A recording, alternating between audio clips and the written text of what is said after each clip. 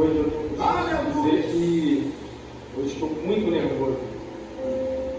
Hoje eu confesso que eu estou bastante nervoso, mas eu acredito no Deus que eu sirvo, e eu também acredito que Ele falou no meu coração e o que vai ser falado nesta noite vai ser uma palavra que vai te trazer vida.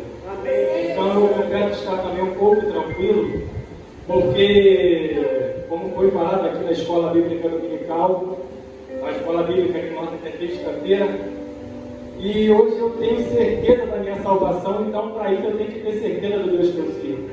E se eu tenho certeza do Deus que eu sirvo, eu sei o que Deus falou comigo e eu sei o que eu vou passar aqui através do Espírito Santo.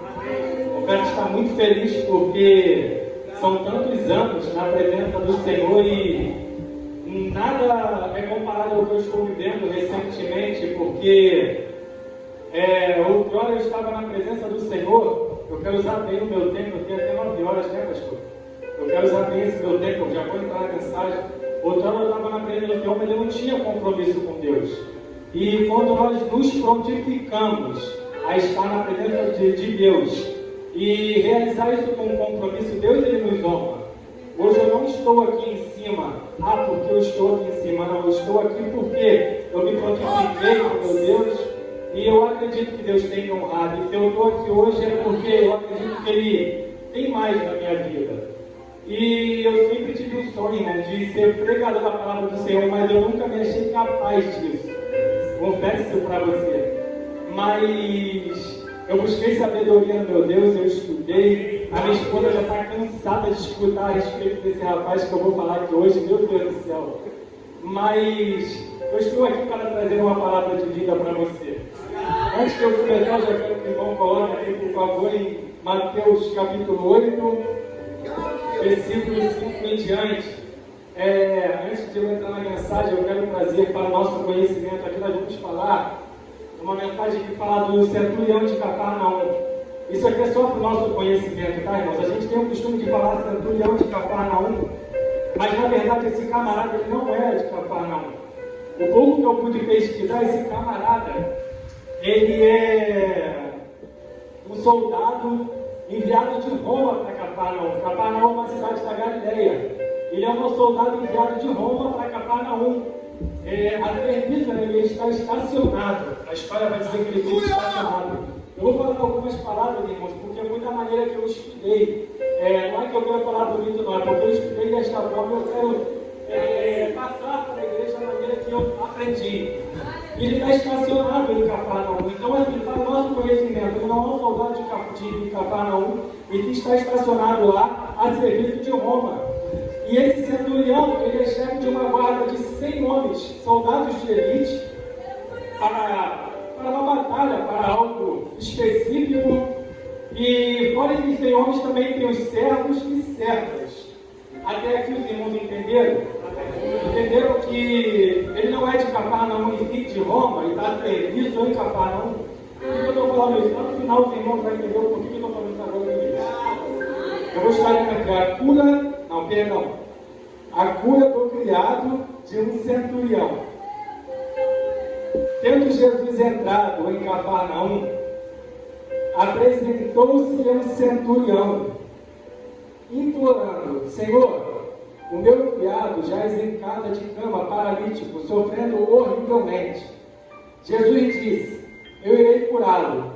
Mas o centurião respondeu: Senhor, não sou digno de que entres em minha casa, mas apenas manda uma palavra, e o meu rapaz será curado.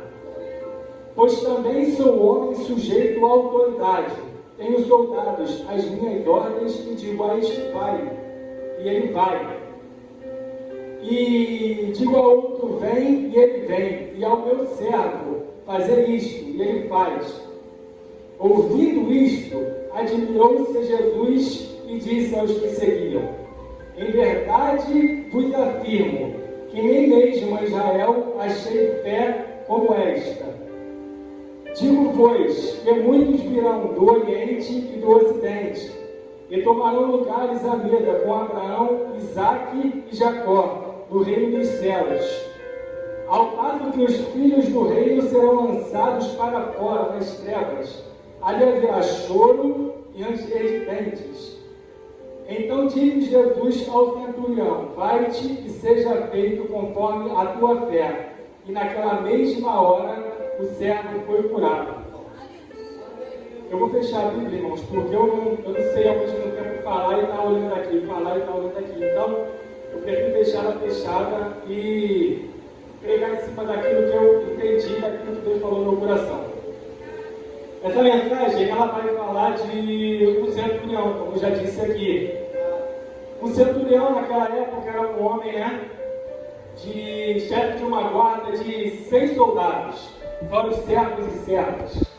E em certa ocasião, Jesus passando em Cafarnaum, como todos nós sabemos, é o nosso Deus realizando todos os seus milagres, todos os seus feitos.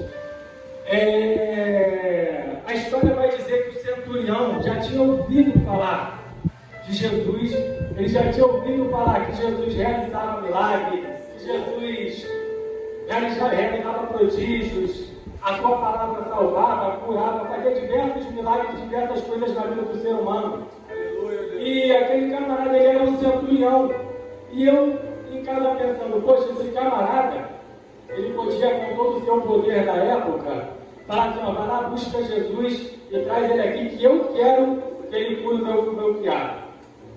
Mas esse camarada, a história vai dizer que esse centurião específico, a Bíblia vai enfatizar que ele é um homem muito conhecido por ser um homem bondoso, por ser um homem gentil, por tratar bem os seus servos, os seus criados, os seus soldados.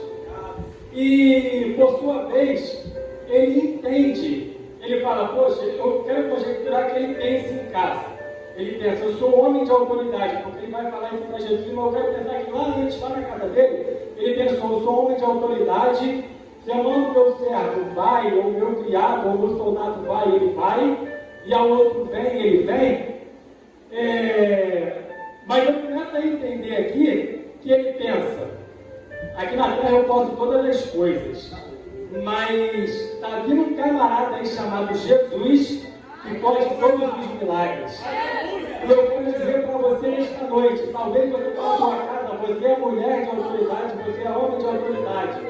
Você dentro do teu lar, até o teu teto, você pode todas as coisas. Mas quando passa do determinado patamar, só quem pode fazer a tua vida é Jesus Cristo. Eu não vim aqui, irmãos, eu quero deixar bem claro que eu não vim aqui para trazer para a tua vida simplesmente palavra de vitória, não. Eu vim te dar um alerta nessa noite da parte de Deus. Quando nós nos prontificamos, em entender e aceitar Deus na nossa vida como nosso único e suficiente Salvador, nós entendemos e começamos a receber da parte de Deus coisas sobrenaturais. Eu não vou falar aqui de vida financeira, não vou falar disso não. Eu só quero falar de vida espiritual, vida em Deus, porque eu quero colocar aqui uma mensagem que vai te salvar e vai te levar para o céu. A história vai continuar narrando que esse camarada chega até Jesus, só para não poder pegar aqui e não perder, meu irmão. Esse camarada ele vai chegar até Jesus e vai falar, eu sou um homem de autoridade.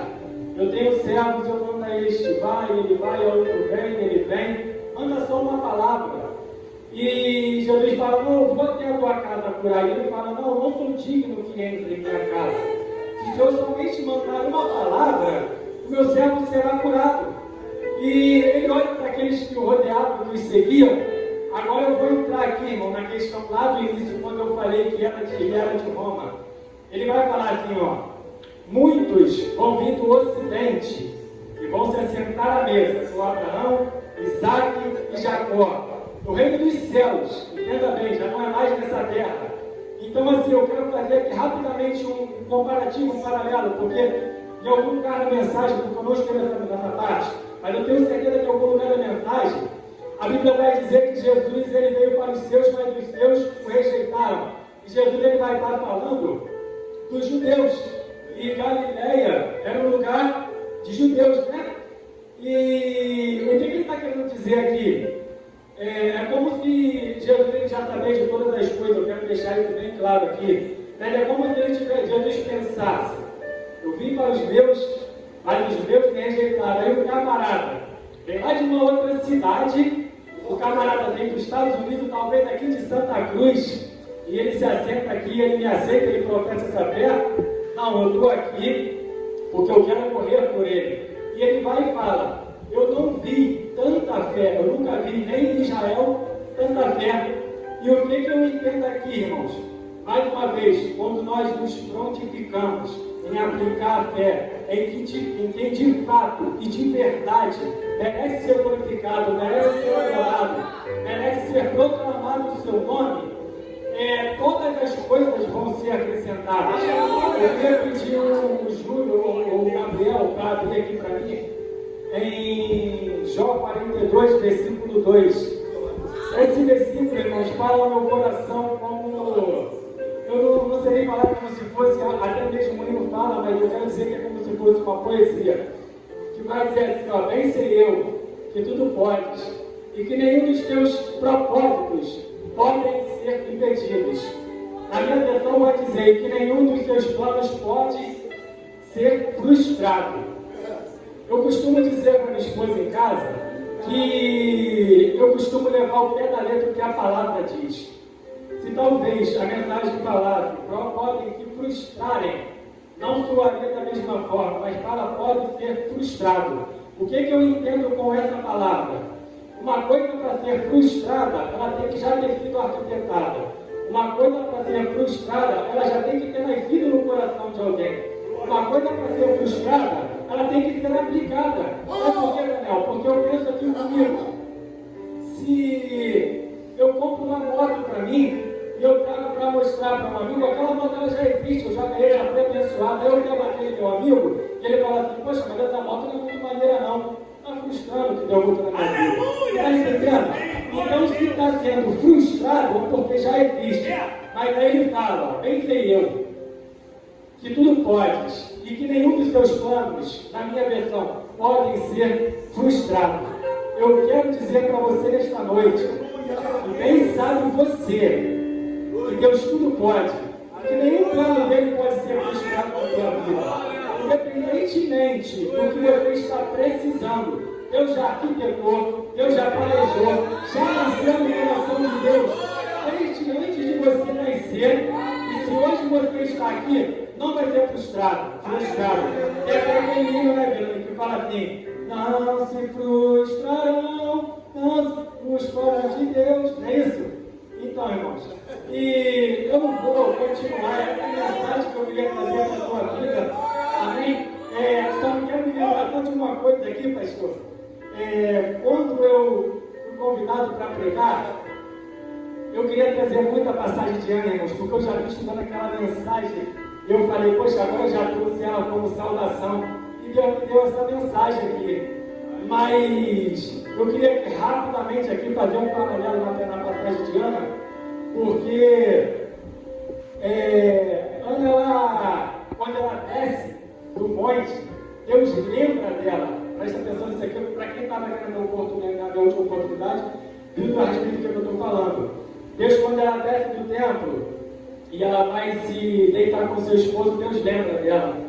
E Ana, ela tem um filho chamado Samuel, né, o profeta Samuel, e depois de tempos e tempos, ela é entregue, né, depois do desmame, ele é entregue no templo porque foi uma promessa de Ana lá atrás. E Ana subindo naquelas subidas ao monte, o profeta ele vê a tristeza no coração daquela mulher, e ele fala para Deus, fala, Senhor, essa mulher entregou o seu filho, seu único filho, para viver no templo aqui, fazendo a sua obra. É como se ele falasse assim, abençoe essa mulher novamente aí, porque ela precisa ter mais um filho. E Deus abençoa a Ana. E o que eu quero dizer com isso aqui, irmão? Eu estou fazendo esse paralelo, trazendo essas mensagens, pode-se dizer aqui isolada, porque quando eu paro para analisar a Bíblia, todas as mensagens que eu vou ler, todas de uma maneira geral, de alguma forma,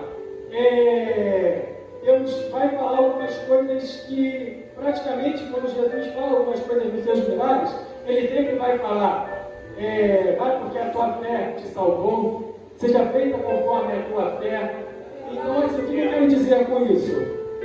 Deus até Ele quer te abençoar, como eu falei aqui, está projetado já no caderninho de Deus, já está assinada a tua vitória, já está assinado o teu filho que está lá fora, está aqui dentro, já está assinado já a organização no teu lar, porque Deus quer o melhor para você, mas também depende da gente, entenda isso, depende da gente, não depende de Deus.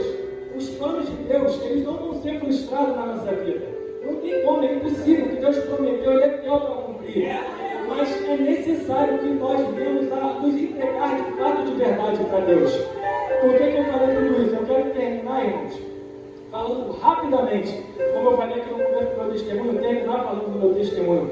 Eu era um jovem muito atribulado, eu era um jovem problemático, eu não tenho vergonha de nenhuma de falar isso. Eu era um jovem que, sei lá, talvez as pessoas, irmãos, não queriam nem ficar perto de mim. Então, assim, eu tenho me prontificado, porque hoje eu sei, eu tenho certeza do Deus que eu sirvo, e eu sei o que eu quero para a minha vida. Então, hoje eu tenho certeza do que eu quero. E eu espero que eu tenha transparado para os irmãos o que a palavra diz, através de Bíblia, através de conhecimento bíblico e através do meu testemunho. Que vocês venham a se prontificar, a entregar o seu caminho ao Senhor, confiar nele, que o mais ele faz na tua vida, amém? Mas já me